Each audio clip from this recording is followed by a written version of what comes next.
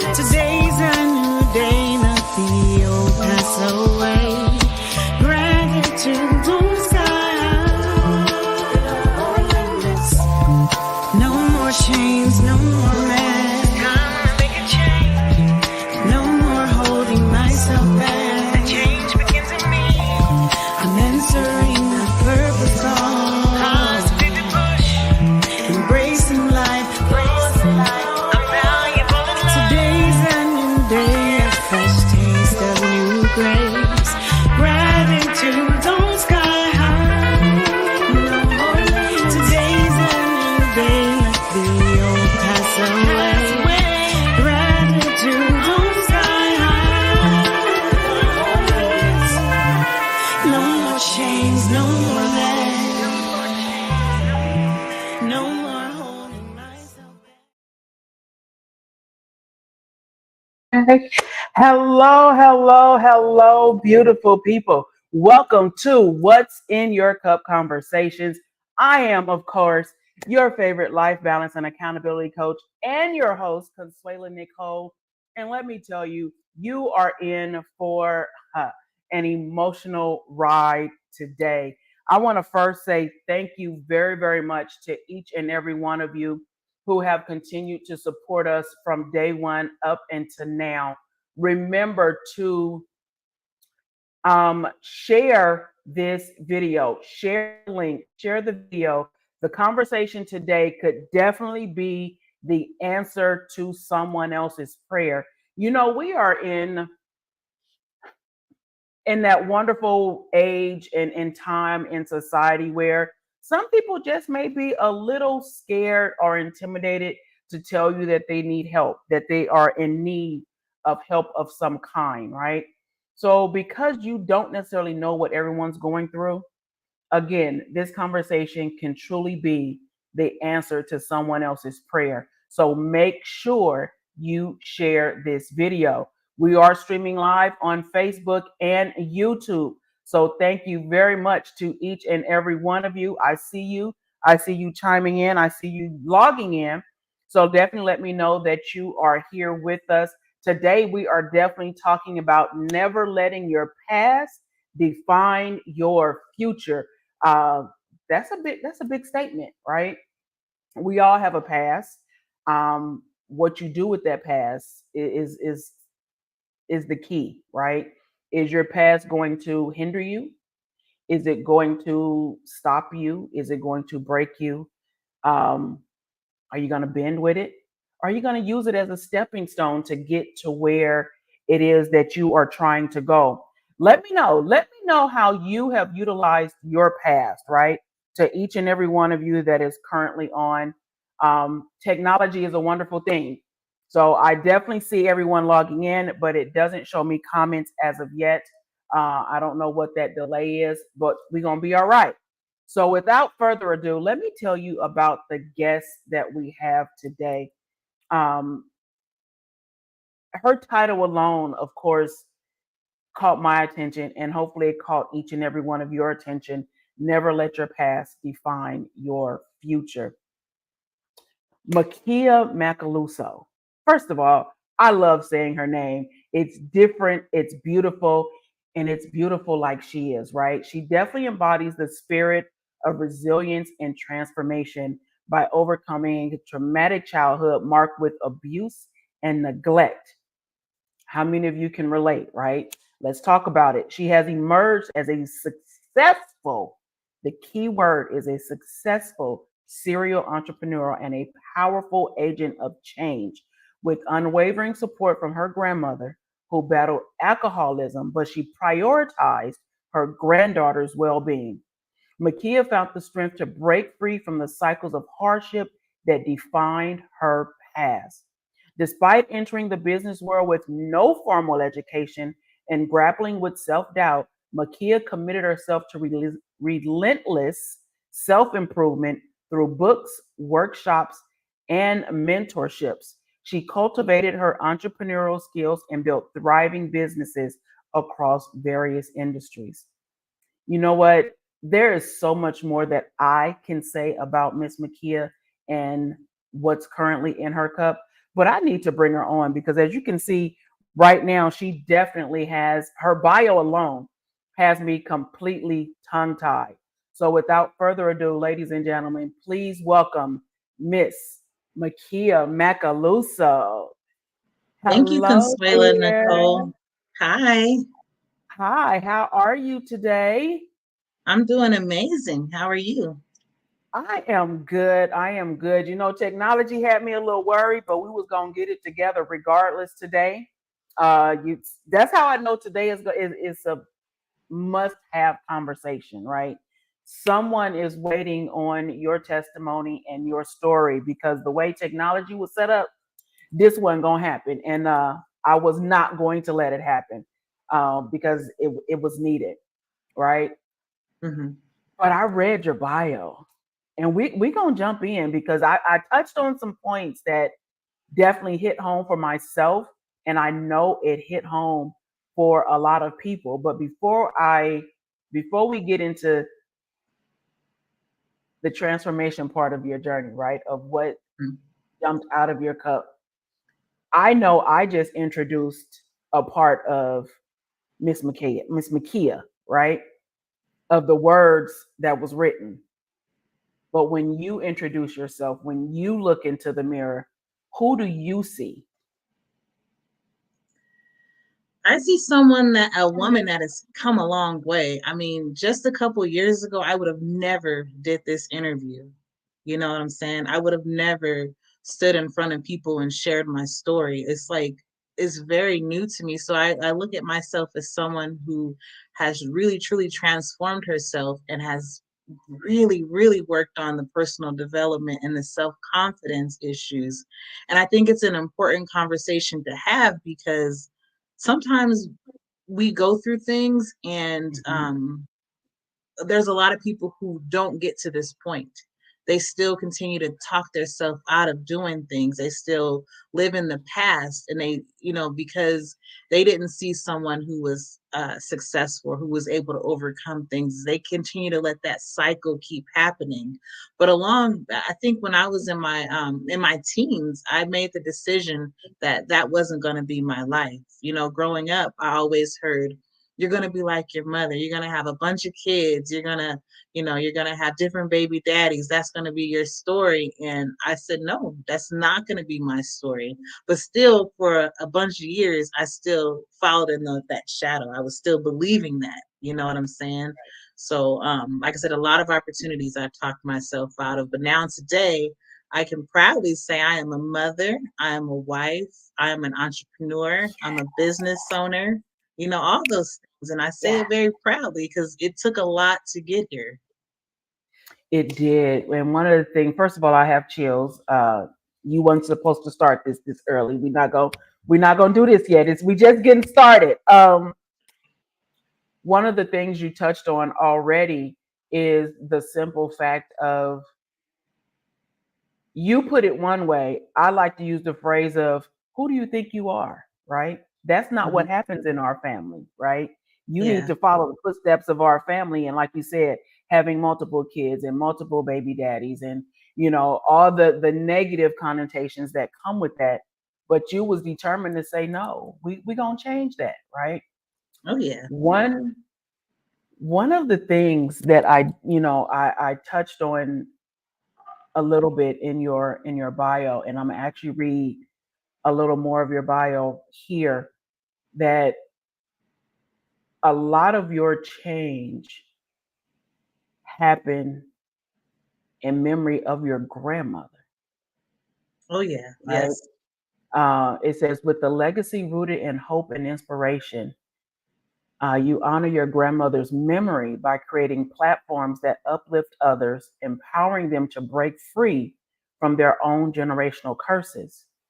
Your grandmother was able to do this while battling her own issues. We're gonna call it an issue because you mentioned this. She was battling alcoholism, right? Oh, yes. Which probably is the story for a lot of people, right? We got family members that battled it, but would never speak it out loud. So of course, I have to show your beautiful, beautiful grandmother, right? Let's talk about her. Who is this wonderful woman on the screen? My grandmother was someone who, she was a very strong-willed person. She's someone who she was a hustler. She always made sure that we had everything despite of, being on welfare or receiving assistance. She always made sure that she went out and she crocheted blankets. She sold Princess House. In fact, I still got her some of her stuff here. This is a glass that she had Seriously? in her home. Yes. She I sold love it. yes, she sold Princess House crystal, she sold Scentsy, she sold food, she crocheted blankets, like whatever it was, she kept herself busy. You know what I'm saying? I mean, she had her drink in her hand while she was doing those things, but she always made sure that she provided for us. I When I went to live with my grandmother, I believe I was I think in the kindergarten or the first grade. Hmm. And she actually became a grandma when she was 33. She was Oh, young. Yeah, I had wow. my first child at 33. So she was a grandmother. I just can't, it just blows my mind when I think about that. But my Right. grandmother, she was young. And, her kids were pretty much out of the house for different reasons. Like my mother left when she was young. I don't even remember. I want to say in junior high, my mother left home. Okay. My aunts left early. My uncle, he left out when he was in his teens. And then she took me into her home and she raised me. And then she ended up raising some of her other grandchildren. So while she was, like I said, battling the things that she was battling, she made sure she took care of all of us, you know. She's someone who I would say she was truly a caregiver at heart. Hmm. She would, I mean, depending on who you talk to, they might say she was a mean person, but sometimes the alcohol brought out the meanness in Yeah. her. But she Yeah. truly cared for everyone. Like there were people when they were down and out. I remember different cousins, uncles, aunts staying at our house, because she was going to make sure that they were okay. Whenever people came over and they needed something to eat, she fed them. She Right. just was very, very caring person, and I think that I get that from her. My grandmother also, like I said, she sold different things, and she was very creative. I'm not very good when it comes to sewing and making blankets and stuff like that, but I think Okay. my creativity comes out in business. You know what I'm saying? So Okay. I think I get that a lot from her, but I'm just using it in a different way. A different manner. I love it. Yes. So we're going to speak about that because you are doing quite a few things shaking up the land over there in Las Vegas, Nevada, right? Hmm. What was, I know we talked about you being a serial entrepreneur, right? Which is part of, you're in the real estate game. You have a franchise that we're going to talk about. Of course, you are a wife and a mother as well, right? What was, I know you said at a young age you realized this is not, what was bestowed upon you and what people were sowing into you was not the life that you wanted, and you was determined to change that, right? What was the first business per se that you tried um, to start making that change, to do that life change for you? Oh my goodness. So my husband and I have tried so many different business, all the MLMs we were doing. I don't know if you remember the where you what was it? Where you would have to like put the little pins together. Like we did the Herbalife, we've done vitamins, we sold vitamins, we've sold gosh, all kinds of different businesses we've tried. We were selling um I can't even think of all of it. We sold so many different things, but the first business that we opened, we had a junk removal business. We did home cleaning. We did house cleaning. It was I think it was called Grime Stoppers back then, many Okay. years ago. So we tried that. We've done a lot. And then when we got into real estate, we were still selling selling different things. It was like, like the little books, what were they called on like the ebooks and stuff like that, Uh-huh. where you would put like the links on Google. I can't even think of what they were called, but we've done so much different stuff. But I would say the first thing that we really started that was like a business was the junk removal and the house cleaning business. The house cleaning. Okay, how long did you do that, the junk removal and house cleaning? Are you going to tell me it's something you still have in place? No, we actually did that for, I want to say about 2 years, but that was Okay. when I first got into real estate, and we got to the point to where it was like, okay, we do this part time, or we Mm-hmm. just go full speed into real estate. So we Okay. stopped doing the junk removal and the home cleanings, and we just really dove into real estate. You know, Okay. So you started into the pathway to business owners, right? You mentioned your husband. How long have you guys been married? um, in January it will be 5 years, but we've been together for 21 years. Oh wow. So you have literally grown up with each other. The Oh yeah. good, the bad, the not so good, the exceptional, all of that. Okay. Hmm. We're gonna touch on that a little bit later because I have a question I want to ask you about that. I'm just saying. Okay. So just keep that in mind. So, as you were making this transition into ownership, um, you mentioned that you, of course, you did the real estate, but one of you may have had, or you do have, several successful businesses. However, your number one right now is the fact that you have the number one hotspot sandwich shop in Las Vegas, Nevada. Yes, I believe we are the best sandwich shop in Las Vegas. And if anybody watches my videos, that's what I say. Owner of the favorite sandwich shop in Las Vegas. Yep. Yes, and we are talking Togos on Sunset and Rank. Now I got to tell you, it's been a minute since I had Togos, but the last time, but I'm also in California, right? Yeah. But the last time I did have a Togo sandwich, it was definitely the best sandwich that I had. And I was like, oh, okay, I get this. I get this. What made you go to a Togo franchise out of any other franchise out there? Why Togos? All right. So I'm from California, born and raised in Pittsburgh, California. And Okay. Togo's, I grew up on it. Always my favorite sandwich shop. It's a place that my grandmother took me to growing up. When I was about 14 years old or 15, I got my first job at KFC, and Togo's was right across the street. And then a few years later, I ended up meeting my husband at Togo's. He worked Okay. he worked at Togo's, and I worked at KFC. So it's been a part of my life for forever. Fast forward to 2021, we were looking at different opportunities. We were obviously, of course, in real estate, and we had some deals fall apart.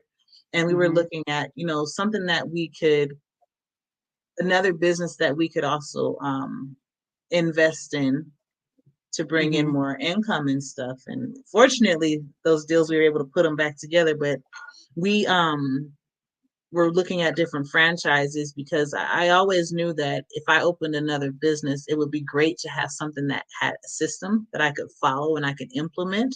Because Right. is new. Restaurants new. I've never owned a restaurant before.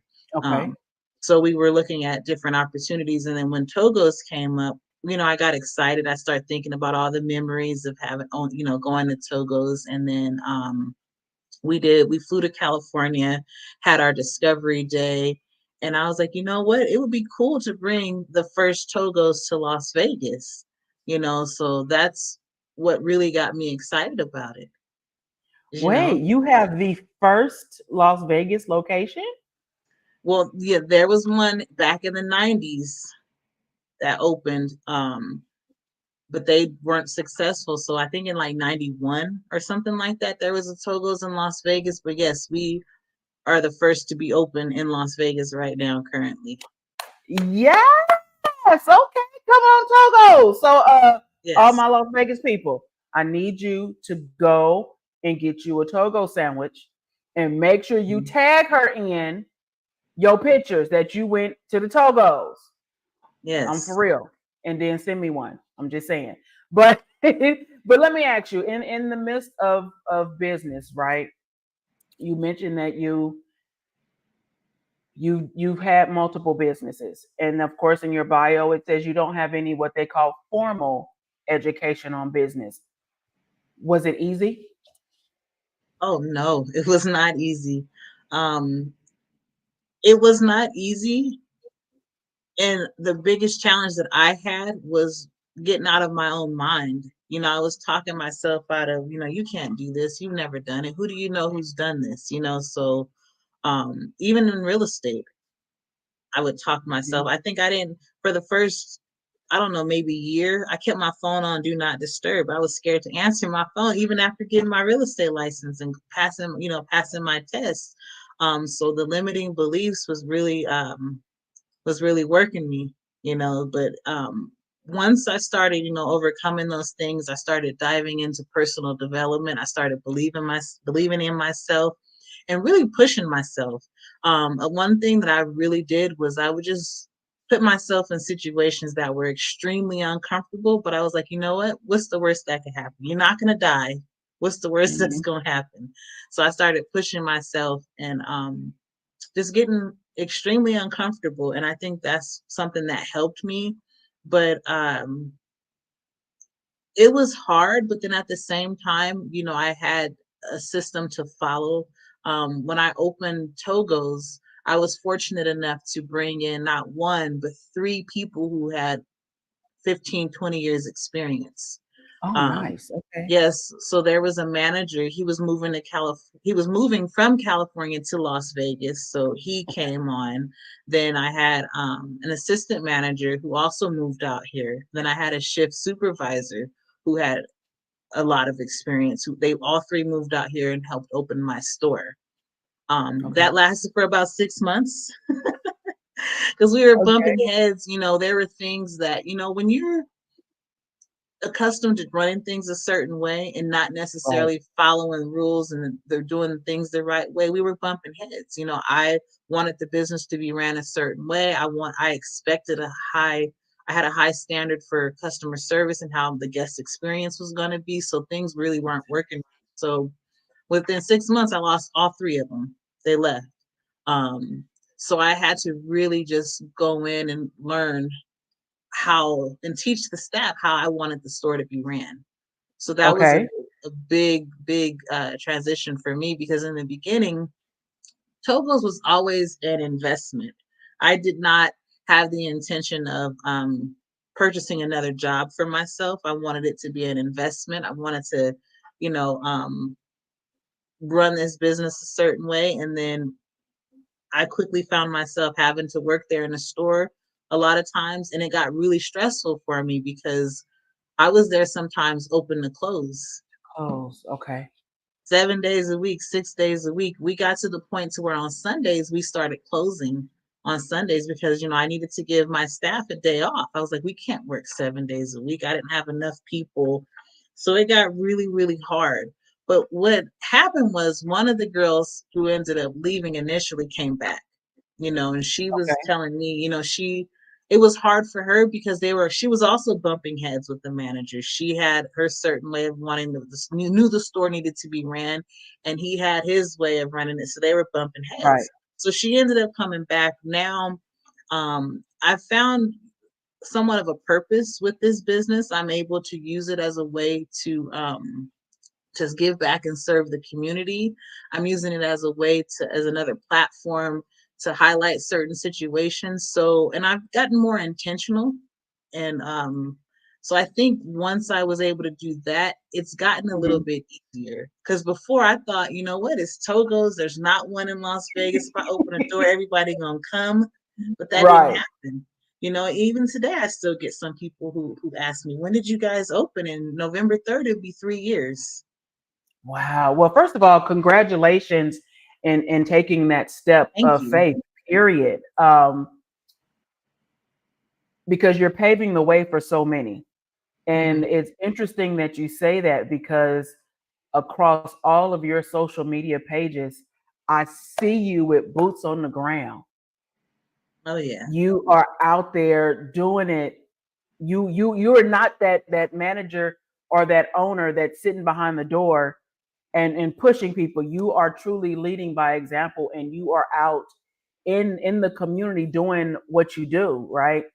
I Hmm. saw this picture and was like, oh my gosh, I have to share this picture because it says so much about you as a person and as a business owner, right? Becoming your own billboard. Hmm. So first and foremost, I want to say thank you for that. There was a time I lived in Las Vegas. I still have family and friends out there and things of that nature. So the fact that you're giving back to the community, you actually just did a Halloween event this past weekend.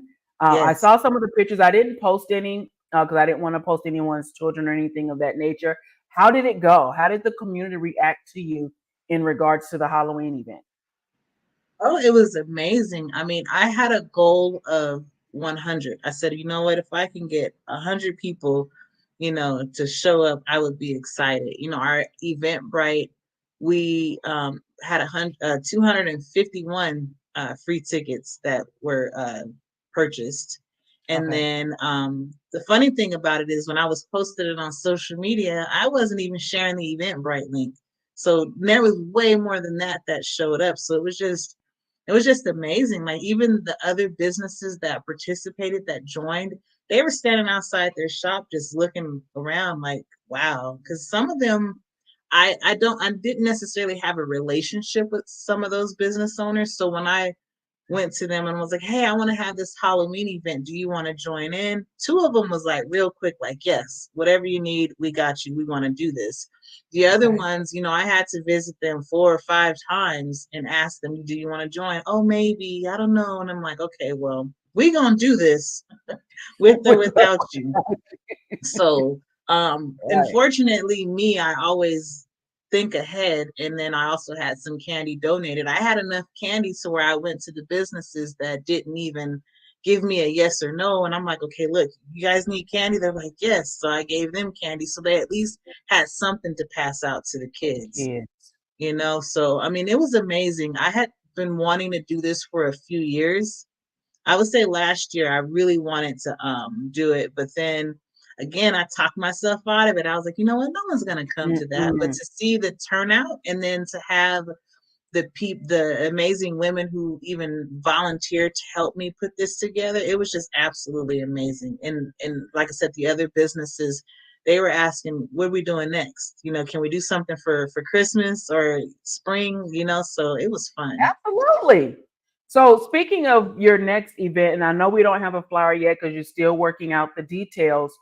Mhm. You are planning something for the Christmas holiday season, correct? Yes. Yes, we are Okay, going to everybody. do. Yes, we're going to do a toy drive, and a good friend of mine, she's donating a Christmas tree, so we're going to have a tree up at Togo's, and we are going to have a toy drive, so that way we can bless some kids this holiday season. Okay, so if you are in or near the Las Vegas area, right? I don't care what part of Clark County you are in, because Las Hmm. Vegas is not that big. Henderson, Las Vegas, Centennial Hill, Summerlin, all that. Clark Yes. County, if you are in Clark County, I need you to get down to Togo's, reach out to Makea and find out how you can be a part of something that's thriving, outside of the normal, right? You don't have to stay in your own little zip code. You can Mhm. branch out. It is okay to connect with other businesses, with other people, because you never know where your next business connection is going to come from, right? Because I'm about to toot your horn just a little bit because then we're gonna come back. I'm about to toot your horn. I'm just telling. I've been tooting your horn, but I'm about to toot your horn because you, ma'am, was recently acknowledged as one of the top 2024 women of impact in Las Vegas. Is that correct? Yes. Yes. I was like, wait a minute, she did what? And I saw the big picture of everyone. I was like, nope, I just need her flyer. I want her flyer. When you received this announcement, how did that make you feel, that to know that somebody noticed, someone else noticed the work that you're doing in your community, the platforms that you are creating because of your background, right? Because you decided that, what your past was like was not going to be your future. And obviously, you didn't want it to be the future of other people.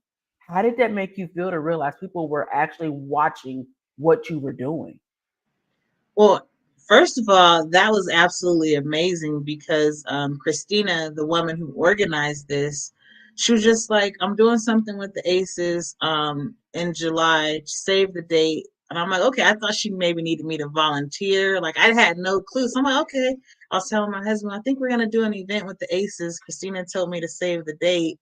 And then when she let me know that, there were several people who actually nominated me, I was just like, wow, that was amazing. Cause, you know, I don't do the things that I do for any recognition. I do them Right. because, I feel like I'm called to do it.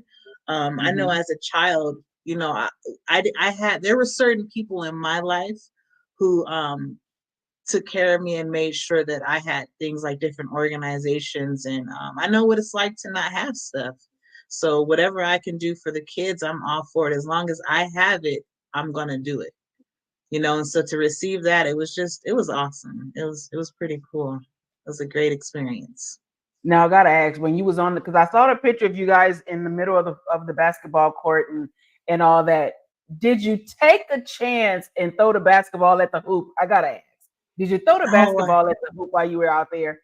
no, I didn't. No. Now, do you play basketball at all? No, I never got into playing basketball. Okay. Okay. So let's talk. We're gonna go back just for a little bit. I specifically asked you for a picture of you as a young girl, and I'm gonna share Mhm. that picture because I did. I went stalking your Facebook pages, right? And I was like, wait a minute, I don't know if that one's her. And because the way they were tagged, I was like, I don't know if that one's her, because I was just gonna pull one off your page. Yeah. However, you gave me one, and this is the picture you gave to me, Oh right? yeah. You gave me Yep. this wonderful little girl. Did this little girl here know that she was gonna grow up to be this grown woman on the other side with this partner? No, I don't think so. Not at all. Nope. So what would the grown woman now, the grown woman on the right, what would she tell this young girl and the young girls that look like her today? Um, what I would say is to just believe in yourself. Um, don't let anybody talk you out of, or don't let anybody pass on their limiting beliefs onto you. Because there's a lot of times when I said I wanted to do something, and there was people that would be like, "Oh no, um, that's too hard," or just point out all the negatives. So I wouldn't let anybody, I would go, if I can go back, I would definitely say, don't let anybody talk you out of opportunities, and don't do things based on what you feel other people are going to, what you feel other people are going to think about you. Because I've made a lot of decisions based on what is this person going to think if I do this, you know. And then I would also say, just be strong, really take the time and put a plan together and have a vision and believe that you can do anything. For sure, that's what I would say. I like that. I like that. And those words can definitely resonate with, you know, that little girl. Look, let me bring her back. That little girl, and then all the other little girls that look like her, right? Because you are breaking those generational fixed mindsets, right? You are that picture, that's saying you went from who do you think you are to let me show you who I know I am, right? Yes.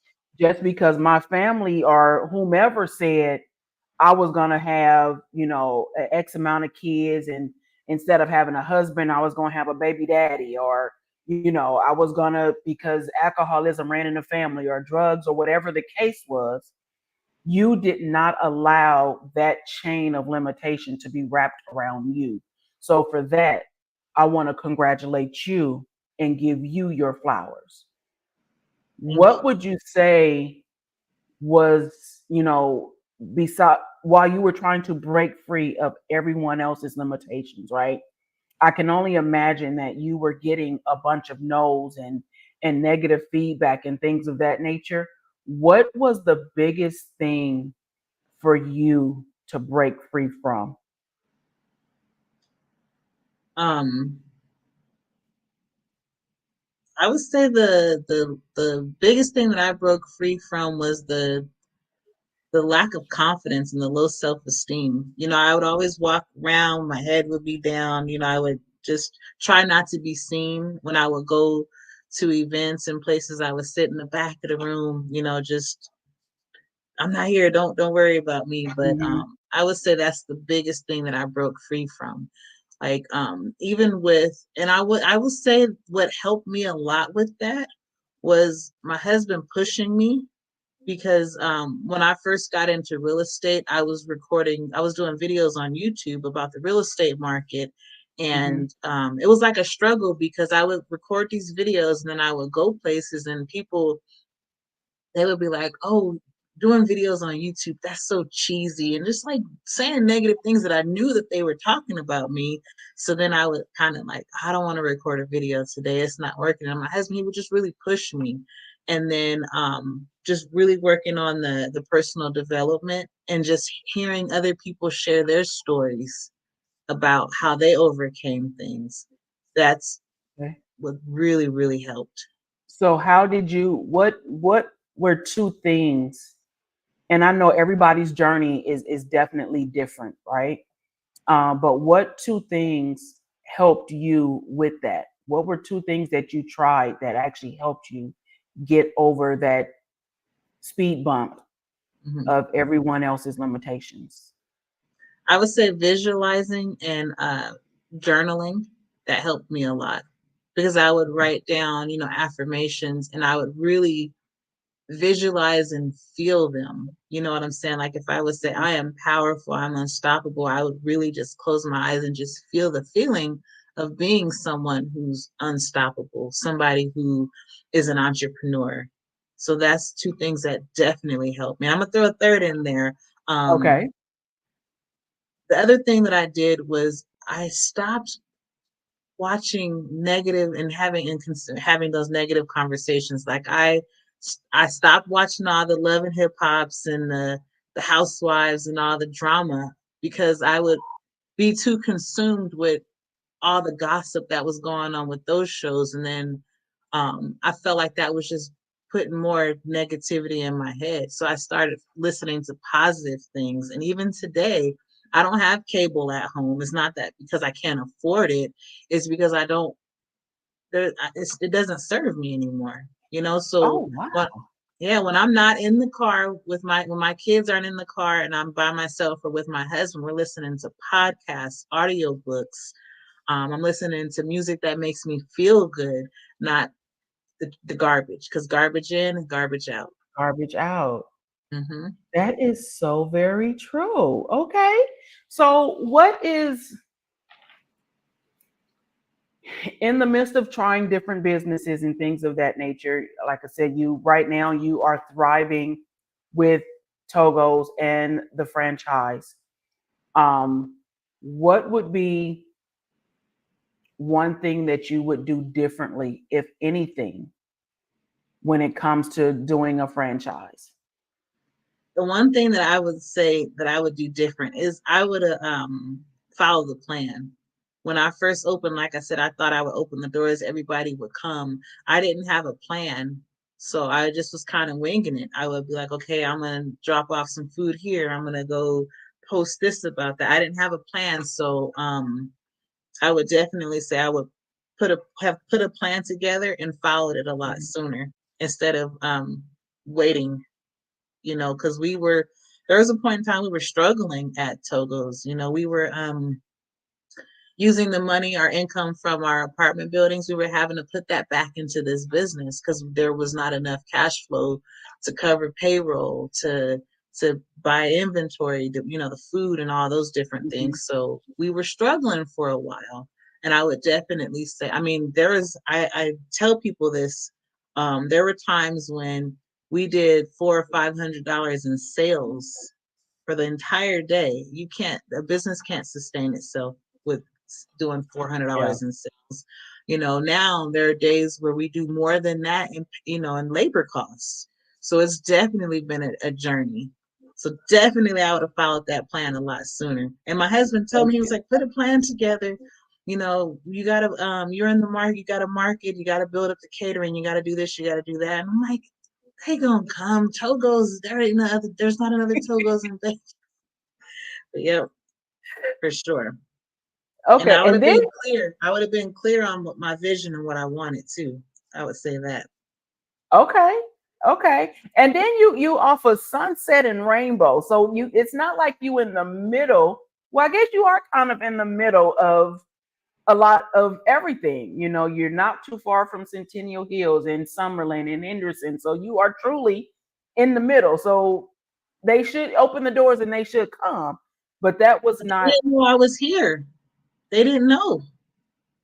I wasn't letting nobody know we was here. So now that we're marketing, we're letting people know that we're here. They do come. I had a lady today that was telling me her and her sister drive down every Saturday from North Las Vegas to get their pastrami sandwiches. So and I get that a lot. I mean, over the summer, I had my staff told me that there was a man and his mother, they flew out here from Utah for her 80th birthday. She wanted to have a Togo sandwich and do a show on the strip. And they came to my sandwich shop to celebrate. And I'm like, that is what it's about. You know, okay. I love hearing stories like that. Making memories and changing lives with a sandwich. Who knew? Right? Right. That's so true. The stuff they told me I need to stay away from. But that's all right because I'm coming to Togo's. And hopefully, Yeah. all of those that's under the sound of my voice in the Las Vegas area, when you are in the Las Vegas area, you too will be visiting Togo's on Sunset and Rainbow. Before I let you go, I want to talk about your husband for a minute because you said something that was definitely profound for me, right? You said that you guys have been married 5 years, but you've been together for 21 years. Mm-hmm. Yes, Uh, ma'am, that's a long time. it is. It's a How you very make it long. work? How you make it work? You don't hear we don't hear about relationships lasting that long, right? How did you make it work? Especially being in business. So I think for us, we ultimately want the same thing. We want a family. We want to be entrepreneurs and business owners. And we both, his mother and father were divorced, so that he didn't grow up with both of his parents in the same household. I didn't have both of my parents, so that was something that was important to us. So we got together. He was 17 and I was 19, and so we've grown up together, and we push each other. We're very supportive. Sometimes when I have my moments when I may not be believing in myself, he's right there to tell me, look, you've done this, you've done that, you've done this. So I was like, wow, when you have someone that's so supportive and that just cheers you on and pushes you to be better, that's how we've been able to make it work, and we do that for one another. That sounds like the makings of that. Is it safe to say that perfect life partner? Or does that even Oh yeah. exist? I believe it exists, and we both feel like we've been together. I believe some people are reincarnated, and I feel like we've been together for multiple lifetimes. Because there's I just love it. certain things that we just connect. I mean, I don't know how to. It's hard to describe and to explain, but we just even when we get mad at each other, it's like Ain't nothing. Like whatever. Right. That doesn't even matter. But the You just silliest wave it thing. off and keep going. Yep. Okay. So I am going to get your last words, right? Before I do, though, one of the questions I have, and I ask all of my guests, right? And I am amazed at how similar but different the answers are to each. Being a woman that is breaking generational curses, right? Being a woman that is changing the narrative of her life, right? You had all these titles and negative things placed upon you, and you was like, no, I'm shaking it off. I'm breaking the chains. I'm changing the narrative, right? What does it mean to you now to live life, to live your life specifically with no more limits? I mean, it's just a beautiful thing because I am able to show people that it's possible. That's something that is so important to me. Even my children, to show them that it is possible to whatever life that you want to live, you can do it. You just have to make the decision and be open to receive those things. And um, that's that's just what it means to me. It's just an amazing feeling to be able to do that, and to show other people that they can live it too. You know.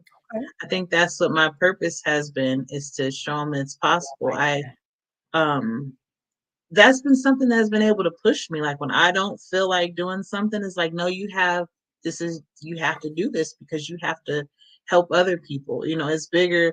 I always say when I opened Togo's, it was bigger than sandwiches, and it still is. You know what I'm saying? Oh, To I like anybody, that. yeah, it's bigger than sandwiches. Um, I'm just using that as a way to show people that whatever it is that they want to do, they absolutely can do it. And sandwiches just so happen to be the way for me. Okay. Look at that smile when you said it. I love it. So, on that note, if they heard nothing else, Makea, that you have said um, during this conversation, what would be the two or three takeaways you want them to remember, um, especially in regards to never letting your past define your future? Well, for sure that don't let your past define your future. Um, Once you decide on what you want to do, put a plan together and be definite about it. And then be open to receive it, because I think the only limitations we have is the limits that we put on ourselves. And so a lot of times we believe that we can't do something, but we absolutely can. You just have to believe it. So I would definitely say that. And also, stop letting other people put their limitations on you. Stop having those conversations with people who don't have that vision, because they're going to tear it down. And I think they don't mean to do it sometimes, but they just so happen to do it because they don't have the belief in themselves. They don't think it's possible for them. So how could you do it? You know? Yep. Okay. All right, ladies and gentlemen, boys and girls, you heard it here. Never let your past define your future. Welcoming our guest, Miss Makea Macaluso out of Las Vegas, Nevada. When you are in the Las Vegas or surrounding area, please make sure you go visit Togo's on Sunset and Rainbow, because it is definitely more than a sandwich. Remember, this is your life. No matter what your past was, no matter what your family history is, you are able to be that generational curse breaker, break those chains, control your narrative, and live life on your terms with no more limits. Until next time, everybody, I am Consuela Nicole, your favorite host of What's in Your Cup Conversations, and I will see you in 2 weeks.